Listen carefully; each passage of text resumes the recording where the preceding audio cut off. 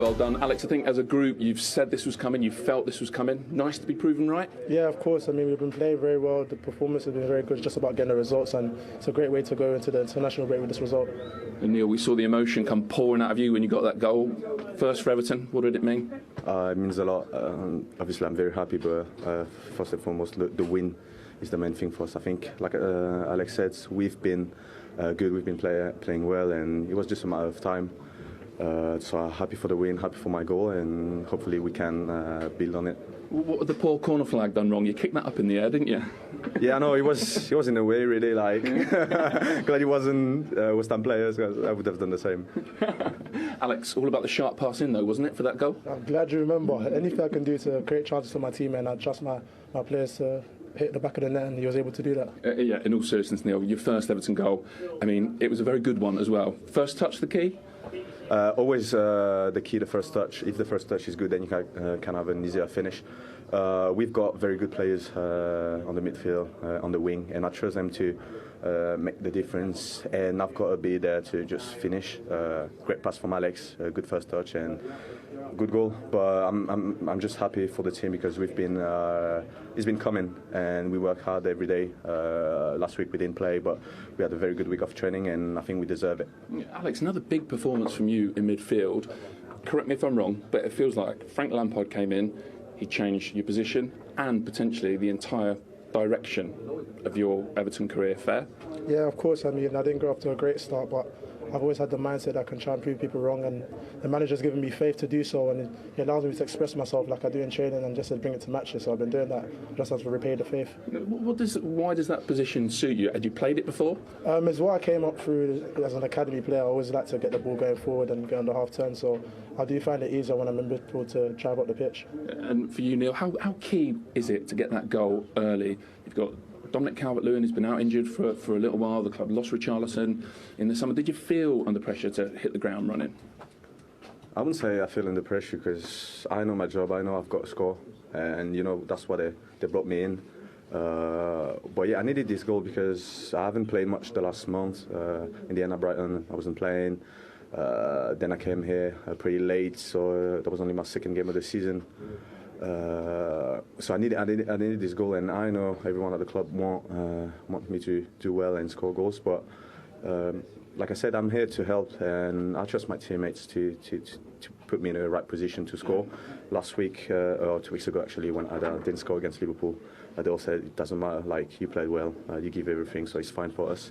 And today I get the rewards, and I'm just happy for them. Well, you definitely helped today. Well done, both of you. Yeah, Cheers, thank you. He certainly did get his reward, Neil Maupay. Very important so early into your career up there to get that first goal and get off and running. Yeah, and it was a good finish. I don't think finishing is absolute forte. I said before the Liverpool game, I think he's got a touch of class, this lad, and it's not a bad buy for Everton. It didn't cost too much, about 15 million, I think. He doesn't convert a lot of his chances that he gets, but he didn't have many today, and he converted it very, very well. And I think Everton have lacked a centre-forward, a consistent one for some time. They're quite thin on the ground for numbers up there as well. Calvert-Lewin, as we all know, is quite injury-prone. Rondon, is he, you know, the main man? Probably not. He's an impact player, so they needed strength in that area, and he's come in, and I think he's led the line well in 2 games. Yeah, I mean, he's shown some decent form for Brighton, but he wasn't what you would say a class finisher. He needs a lot of chances to put the ball in the back of the net. I look at him and I saw today when he got turned on the first touch, that's how he scores his goals. For me, the chances he misses at Brighton is the first time finishing, which is sometimes the hardest. You know, you've got to have a good touch, yeah, but those ones that are coming across the box, Michael would know more than anyone.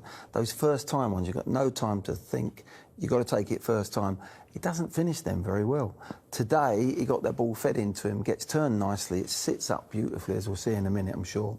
And the finish, the technique was excellent.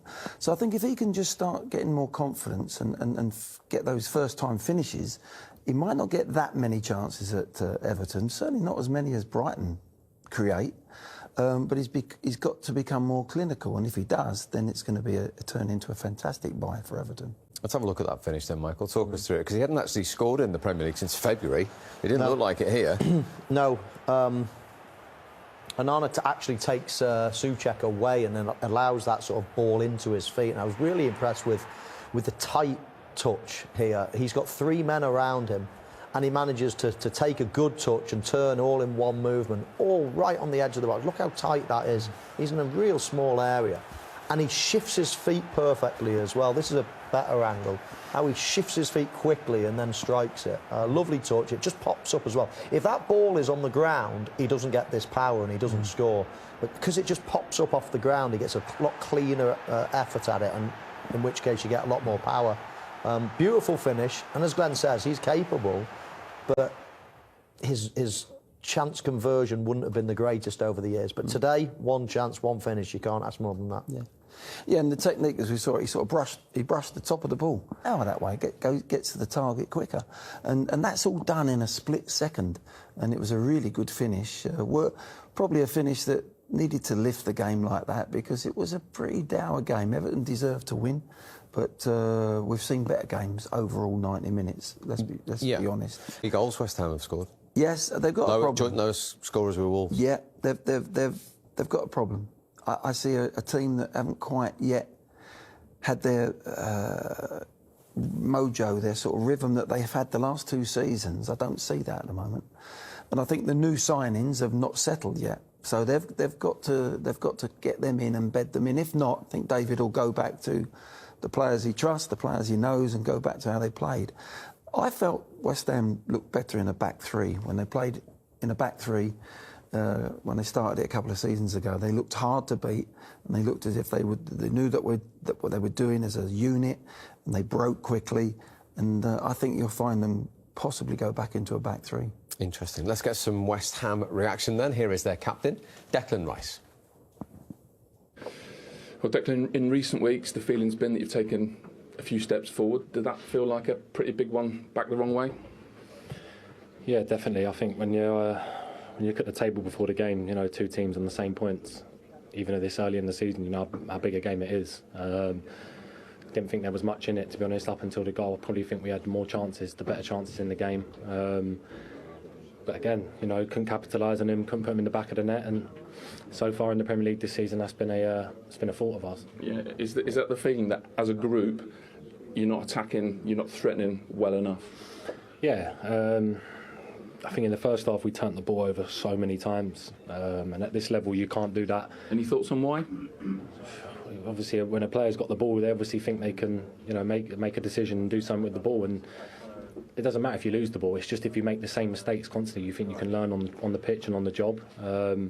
We didn't do that in the first half, and I feel like it took us up until the goal to go in to actually look like we're going to score a goal, and it can't be like that, But again, we hit the post. I had one at the back post towards the end with a corner.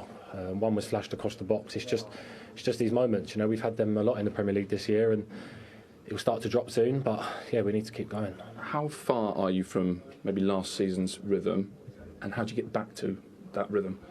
I think just keep playing. Keep pushing, keep believing in what we stand for, what the manager wants. Results will come our way. But us as players, look, me included, we know at the moment we can't be where we are in the Premier League. When you look at the table, it's horrible to look at. You don't want to be down there. Last 2 seasons, we've had 2 fantastic years finishing where we have, and it's been a major positive for the club. And the good thing is there's games and there's time to turn that around. And I'm not being down on that. It's just that where we are at the minute, it's not nice to look and see where you are. But it's up to us, us as players, to go out there and get the results. If you look at the squad we've got, so many international players.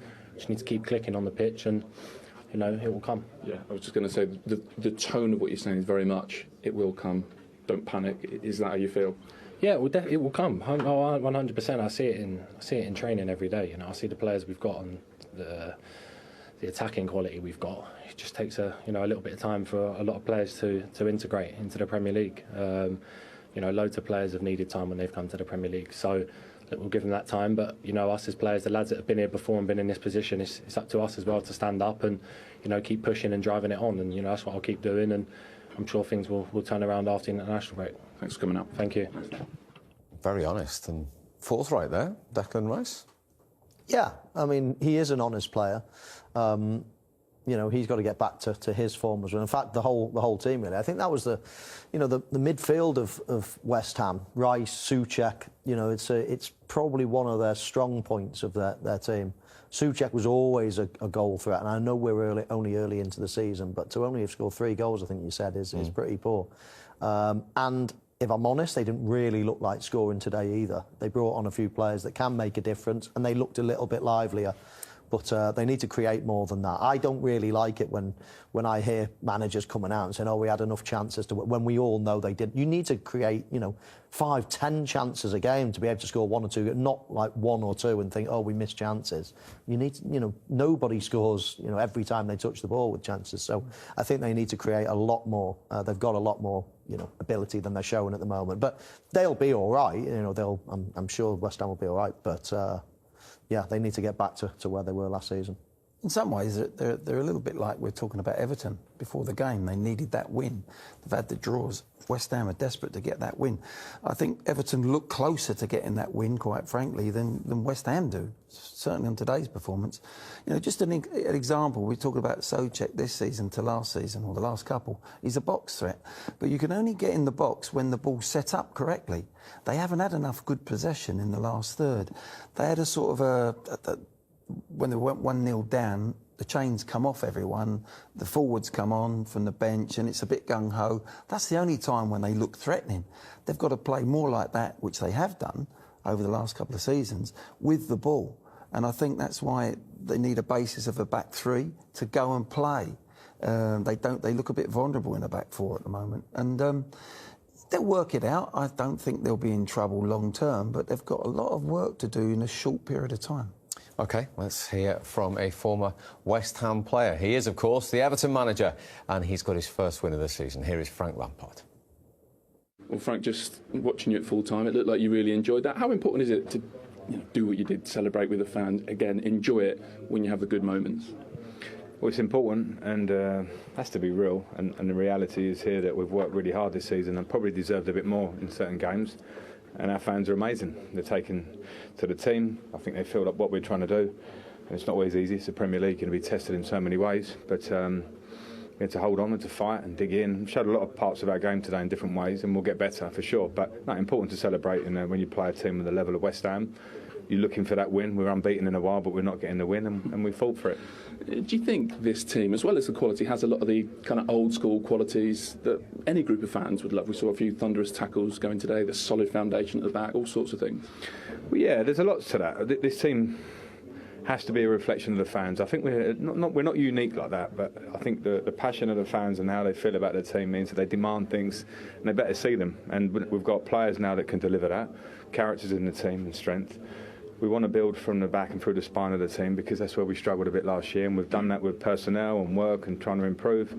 And hopefully our football can get even better. Some lovely passages of play, especially building into the goal, but different parts of the game. We'll get better with that stuff. But yeah, I think the fans will hopefully be happy. But we all understand. No one's getting carried away. But at the moment, there's a decent feeling around the place, and again, we've got a long way to go. But that's why probably the feeling's so good at the end. How important is it that Neil Maupay gets the goal? You said it before the game. Every question, or at least every interview, there's a question about Dominic Calvert-Lewin. It shows with the quality of that goal, there's other sources. Yeah, but we brought Neil in for that reason. He's a Premier League goal scorer, proven, and in the Championship, lots of goals. And we played some of our games early season with wingers in the number 9, false 9s, trying to find solutions because Dominic's out, Salomon was suspended early on. So there have been times, I think, probably in games where with that bit of clinical finishing, we'd have probably got more points. And Neil shows you why he's a striker of that level, because the way his first touch, how close he keeps it to himself, and how quickly he gets his shot away is the reason that hits the back of the net and the keeper doesn't sniff it. And that's what goal scorers do. So when you don't have them in your team, you have to try and find a lot of ways. We weren't able to do that early in the season, but now it gives us another dimension. And that centre-half partnership, Cody and Tarkowski, it looks like even if you're not going to win every week, you're going to be a hard team to beat. Yeah, well, we have been this year. And again, it's something we fought for last year, and it wasn't always there. And it's so hard in this league if you're going to be open and concede. And they had a couple of chances today, but generally when you see the authority that they play with on and off the ball, I think you can see that they've added a lot. They've added a lot in the dressing room as well. So we have to stay on that one. We have to stay on and be hard to beat and not concede. At the minute we're in a good spot for that. and we need to carry on. Well done. Thank you. Cheers, Frank. Thank you. And he's earned that. They've put some hard work on that training ground. And I think what he's done very shrewdly, he's looked at it and thought, if we're going to get ourselves out of trouble a little bit, it's got to be from the back, it's got to be basis. We're hard to beat. Because he has got a couple of players up there that can, Gray today and Gordon, they're both exciting young players. And I'm sure Frank keeps saying there's more to come, and I think he's thinking, we'll get better service for them. At the moment, I've got to look after the back players, get the back four intact, and go from there. He's brought in a sturdy sort of industrious midfield, if you like, and I think that's where he'll look to improve that way rather than the other way. Play nice, expansive football and then try and give silly goals away, try and tighten it up. He's doing it the other way around. Probably the sensible way, where Everton are at the moment. Yeah, and we heard from Conor Cody, who I spoke to this week before the game. We talked about him and Tarkowski, who Frank Lampard touched on there. And he said he's brought an awful lot on the pitch and indeed in the dressing room as well. Well, David, your thoughts on your team this afternoon? Not very good. Certainly we picked up a wee bit after they scored, but prior to that we hadn't been very good. But I think the first half was a poor game all round, really. The amount of times both teams turned the ball over. But look, in the end we didn't get the result. So after the steps forward of the last few weeks, did this feel like a step back? Well, with the game on Thursday night, you have to take that into consideration as well. And also, we're still, as we said, we're trying to put new players in and try to get the best of them and find out a lot about them yet. But yeah, today we found out little bits, but it was mainly about the players I know about. They were the ones in the main who let me down at different times with sort of poor play overall. Yeah, I was going to say, there's a couple of new signings that started today, but largely it's a group of players that have done very well for you for a couple of seasons. Are there guys who've been big players for you who are just down on their level at the moment? Yeah, and I think that was partly, where I was referring to right when we come back. The players who we played last year are down on their level as well as us introducing new players. But look, we've shown signs that we were getting back to it. I didn't think we did today. We just didn't. We couldn't sort of put 2 or 3 passes together, and when we got anything in the final third, it was nearly always the wrong decision. But I've got to say, the last 20 minutes, we had some chances to at worst get an equaliser. So I think if you really analyse the end of it, we've probably missed a few big chances. So how do you get those players, again, the guys that have done well for you for a prolonged period of time, how do you get them back in rhythm? Is there anything you can do as a manager, or just wait?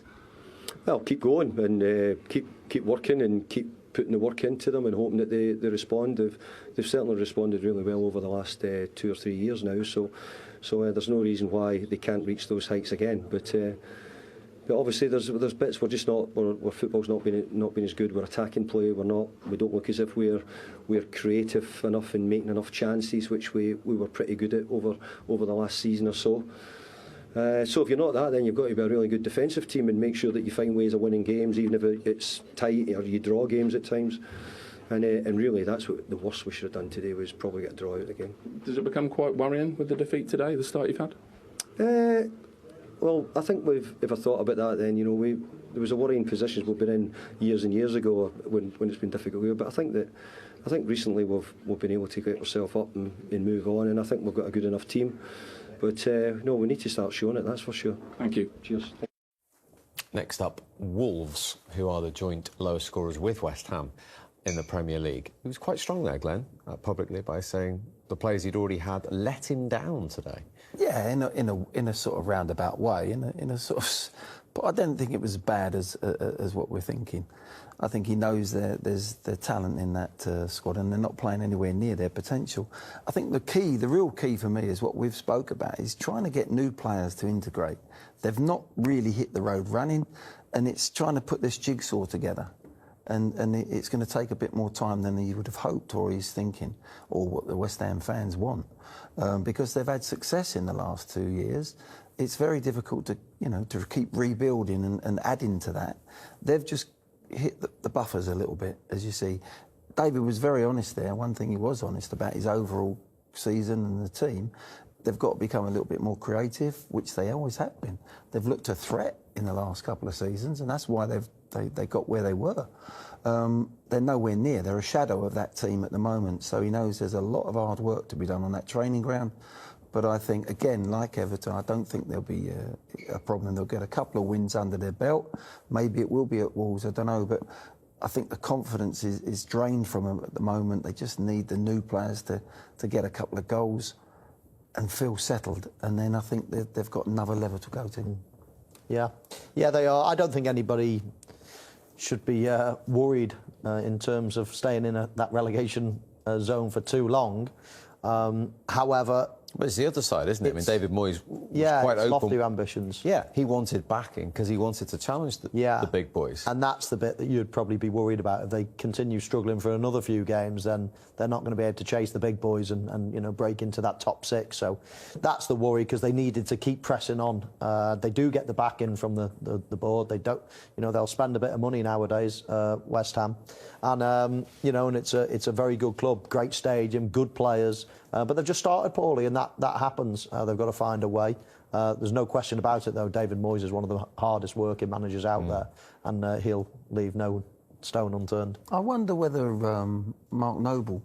missing Mark Noble on and off the pitch may be a big reason why that squad, because I think he did a lot of good work behind the scenes there, with being really honest with a lot of the players in dressing rooms and things like that. We didn't see him on the pitch so much. He contributed when he come on, but I just wonder whether it needs somebody at this moment in time, like a Mark Noble, to really pick out a few people when they're not doing their jobs. And for a manager, that's brilliant to have an experienced player like that, because if it's the manager or assistant doing it, players can switch off from that. But if it's one of your teammates or somebody that's respected in that dressing room like that, sometimes that's an extension of your management. Good point. OK, so defeat for West Ham earlier today. Arsenal got back to winning ways and went back to... If they stay fit, they're going to be the basis of what Frank's going to do and try and turn things around. Yeah, and we've often spoke about leadership as well, Steve. All the successful teams have leaders, and these two, with the experience that they've got, but they were born leaders as well. Cody in particular is just, he's been given the captain's armband straight away by Frank Lampard, so I think he gets it, and I think that's a vital thing. That's amazing, really, even though he's on loan. Yeah, it's very difficult to give the captaincy to somebody who's on loan, and you could have given the captaincy to Tarkowski. So at the end of the day, they're both captains, and that's a real good feeling for the midfield and the young fullback. The Patterson, he'll be secured. He'll be talking non-stop to him, so it'll bring him on as a player, and the midfielder feel that they're secure behind them, and whoever's playing in goal will have that security as well. And that's the start. That's the lighting of the fuse, and then it goes through the pitch. And Everton have got the second best defence in the Premier League so far this season. Only Brighton have conceded fewer goals.